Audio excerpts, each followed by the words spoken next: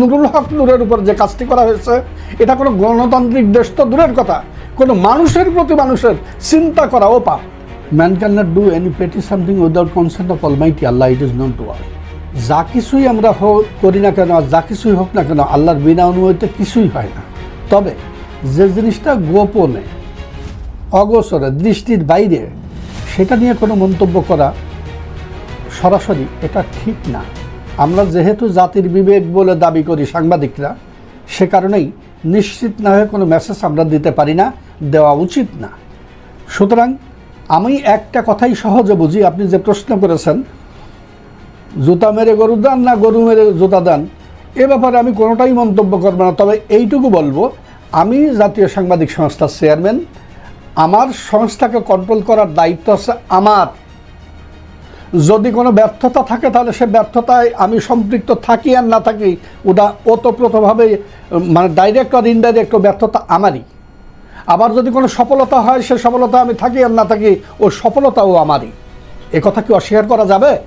আর তা যদি না যায়, তাহলে রাষ্ট্রনায়ক যিনি, তিনি জানুক আর না জানুক, করুক আর না করুক, সফলতার জন্য সার্থকতা তার, আর ব্যর্থতার জন্য অপবাদ এবং গ্লানি হচ্ছে তার, এটা কোনো সন্দেহ নাই।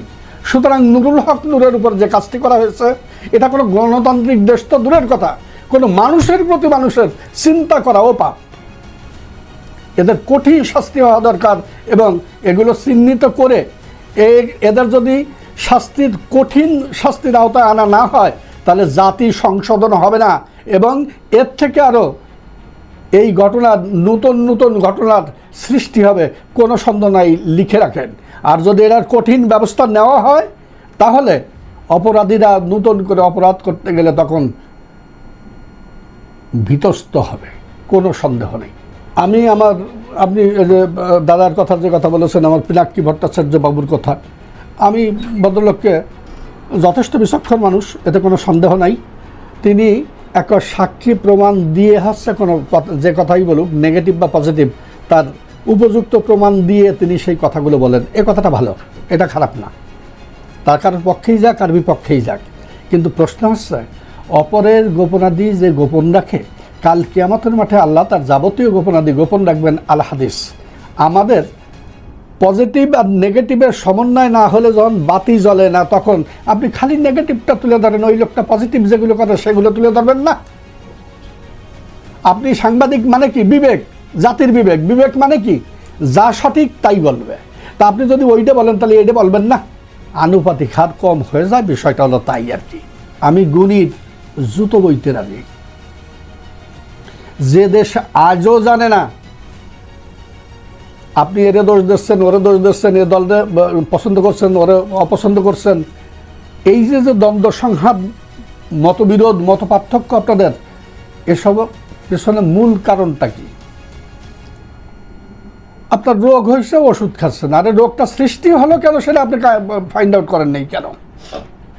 কেন সৃষ্টি হলো রোগ, সেইটাকে যদি ফাইন্ড আউট করতে পারেন এবং তার ট্রিটমেন্ট দিতে পারেন, ওই রোগ তো জিন্দেগিতে আর হবে না। আপনারা তো শুধু আইন করতেছেন এবং তার প্রয়োগ করতেছেন ওই রকম, যে ওষুধ খেয়ে রোগ দমন করে রাখতেছেন। Is it system? Is it politics? আজকে উত্তর কোরিয়ার সামনের উপরে কেউ হা করে কথা বলতে পারে না।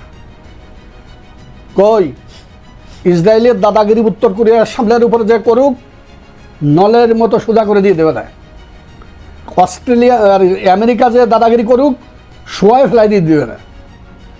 কিন্তু উত্তর কোরিয়ার লোক কিন্তু বাদ পায় না। তারা জানে পরাধীন মালিকের জীবনের চাইতে স্বাধীন প্রজার জীবন অনেক শ্রেয়। উত্তর কোরিয়া তা প্রমাণ করে দিচ্ছে। বহিঃশত্রুর আক্রমণ থেকে দেশকে রক্ষা করার জন্য যে সমস্ত হাতিয়ার দরকার, সেই হাতিয়ার নিজের দেশে তৈরি হবে, এবং সেই তৈরি পদ্ধতি শিক্ষা ব্যবস্থার মাধ্যমে থাকতে হবে।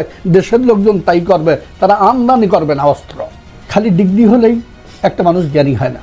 তাহলে সক্রেটিসের বাদ থাকতো না, আলেকজান্ডারের খবর থাকতো না, ইবনে বতুতের নাম কেউ জানত না। এর থেকে শুরু করে বিশ্ব বরেণ্য রবীন্দ্রনাথ ঠাকুর বিশ্বকবি, কি ডিগ্রি তার? নজরুল ইসলাম তার কি ডিগ্রি, এরকম বহু বহু বহু লোক আছে যাদের ডিগ্রি ছিল না। আপনারা হয় সেইভাবে যাচাই করে সেই পর্যায়ের লোক নেবেন নেতৃত্বে, এবং রাষ্ট্রনায়ক যারা হবে তাদের ভিতরে রাষ্ট্রনীতি সম্পৃক্ত ব্যক্তিত্ব যারা, তাদের ভিতরে এই পর্যায়ের লোক নেবেন, অথবা শিক্ষিত জানা বোঝা জ্ঞানী মানুষ যারা, তাদের নেবেন। তার একটাও আছে সত্যচোর। দেশপ্রেম যার মধ্যে না আছে সে আবার সে দেশ পরিচালনা করবে কি করে? সুতরাং সবাই যদি আমরা চুপ করে থাকি তাহলে ন্যায় তো বিলুপ্ত হয়ে যাবে। সাংবাদিক জাতির বিবেক, আমাদের এগুলো দায়িত্ব এবং কর্তব্য। জাতির কাছে সঠিক মেসেজটি পৌঁছে দেওয়া একজন সাংবাদিকের দায়িত্ব এবং কর্তব্য, ইমানি দায়িত্ব।